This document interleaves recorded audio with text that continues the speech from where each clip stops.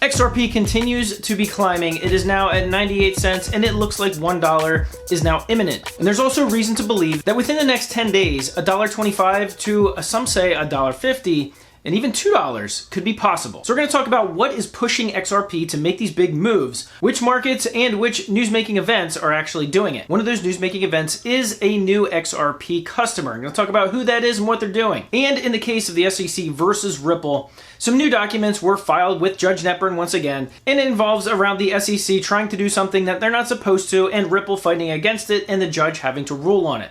I'm going to talk about what that is and when this could be resolved. So if you're interested in the Ripple versus the SEC case, you're definitely going to want to pay close attention, because as we're getting closer to the end of the discovery time period and closer to trial, some of these decisions that the judge is going to have to rule on are getting more and more important. Hey everyone, my name is Randy. Welcome back to the Late Night Grind. Right now on this channel, I am covering the Ripple versus the SEC case, as well as other crypto news, investment markets, and personal finance. So if you want to follow along with any of those topics, make sure you're subscribed, hit the subscribe button, hit the bell notification icon so that YouTube will send you a notification when I release a new video. And of course, I always do that when there is new information coming out. And I believe that people in the crypto space are some of the most generous people on the planet. So if you would be so kind and generous, go ahead and hit the thumbs up button. It really helps out with the YouTube algorithm and basically just tells YouTube to share this video with new audiences. So if you do that, I greatly appreciate it. And that other thing that helps out with the YouTube algorithm, watching this video all the way through. All right, so let's jump into it. So first, I'm going to talk about what is actually driving some of these big moves. Now, Bitcoin is really the driver of the crypto market. It's really part of the driver of why XRP is climbing in price. Bitcoin has, of course, been recently making big moves. It's up above 46,000, probably will break 47,000 shortly. And it's interesting because it recently passed through some resistance levels that some people thought it would have a tough time breaking through. I recently watched Peter Schiff, who was on Anthony Pompliano's podcast earlier today, and he thought that he admitted he didn't think Bitcoin was going to break through the 42,000 resistance levels. There was just too much pressure against it. But not only did it do it, it did it with ease. It broke right through it, right to 45, right to 46. So of course, this being the driver of things like XRP is one of the reasons that XRP has been continuing to climb. And of course, when Peter Schiff admitted that Bitcoin outperformed his expectations, at least in the short term, that brought a big smile to Anthony Pompliano's face. I know XRP holders may not be a fan of either of them, but nonetheless, sometimes I gotta watch the information coming from all angles. Now, some of the other news that's recently been coming out about XRP and RippleNet is, in my opinion, some of the biggest driver of the XRP price and why it's been climbing pretty much essentially outperforming the percentage of what Bitcoin is actually doing.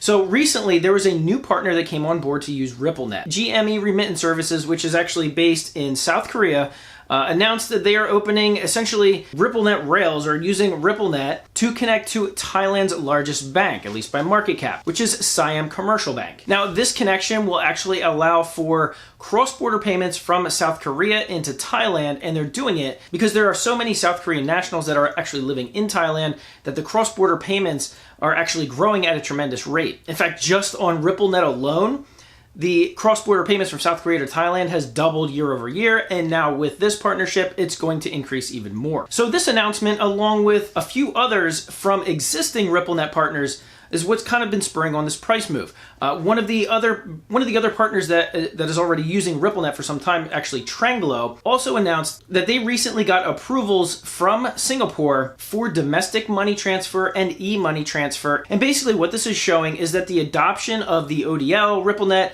and the usage of XRP is growing very, very rapidly. And now that this is starting to hit the news, starting to hit the mainstream news, not just the crypto headlines, but actually the mainstream media headlines, that's why even though it's kind of difficult to buy XRP unless you really know where to look or have asked someone where to look to buy it, since you can't buy it on Coinbase yet, that this price move up is a little bit out of nowhere. Unless, of course, you really follow Ripple and the price of XRP on a daily basis. Speaking of Coinbase, PNC recently put out kind of a cryptic announcement that they were actually working with Coinbase on a very large crypto project. That was about the extent of it. But I saw on Twitter that someone had dug up that PNC's actually been a RippleNet client since 2018. Now, of course, the conspiracy theories are going to be trying to connect the dots that Coinbase is actually going to be doing some sort of big project with XRP. Don't know if you can reach that far, but nonetheless, I think Coinbase would actually have to relist XRP in order to move through with some sort of project involving XRP. But nonetheless, there's some tweets going around about that conspiracy. And finally, with the case of Ripple versus the SEC, the SEC was supposed to turn over documents relating to what their thoughts are on Ethereum, Bitcoin, and XRP. All the documents, all the documentation and conversations that they've had, not just internally with SEC, but with all the other governmental agencies, they were supposed to be turned over to Ripple. The judge told them so 3 times. They said, fine, we'll turn them over, but it has to come with a privilege log. Meaning every document that they were able to put together would have to have a certain privilege in order for somebody to see it. Well, the SEC turned over that privilege log, and basically every document they listed said privileged, meaning you can't view it. So Ripple basically said that's a bunch of BS and said, Judge, is there anything you can do about this? So the judge said, yes, you can file your response in the form of a 15-page letter, no more. So Ripple has a little bit of time. They're going to be putting together their case against why this is BS, send it to Judge Netburn for her consideration.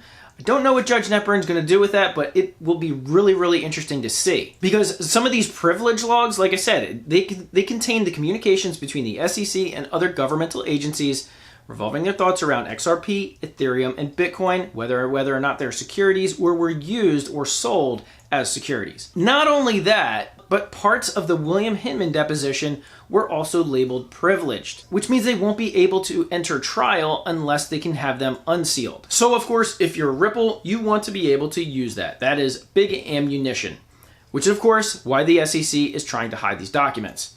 So if you've seen my videos or some of the other videos of people covering this SEC case, now you know why you're starting to see titles that say SEC is covering up documents and hiding documents. This is essentially what they're doing. They're trying to do it legally, but nonetheless, they're trying to hide these documents. So XRP at about 98 cents as we speak, and as Bitcoin has hit and broken through certain resistance levels, there are resistance levels that XRP is also hitting as well. And if Bitcoin continues up to 47, 48, and breaks through into 50, some people are now speculating based on their chart analysis that XRP could be hitting $1.20, $1.25, even as high as $1.50 within a week or so. Now, I've seen obviously bigger speculation than that, but some of that revolves around more conspiracy theories. I'm not going to touch that for now. But nonetheless, 3 weeks ago, XRP was 51 cents. And now it's touching $1. So if you want to keep track of it and continue to follow these storylines of not just the price of XRP, but the case with the SEC, as well as some of the biggest crypto news, make sure you subscribe to this channel. Make sure you hit that bell notification icon. Also, go ahead and visit the community tab. I put polls out there, several on a weekly basis, so you can go ahead and contribute, answer those questions. I always love to see what the late night grind community has to think about those questions. Let me know in the comment section below if you think XRP is going to break $1.25 within the next week to 10 days. That's what some of the chart analysis says. And once again, I want to thank you guys for watching all the way to the end of this video and for giving it a big thumbs up. I do appreciate it. And as always, I'll see you guys on the next video.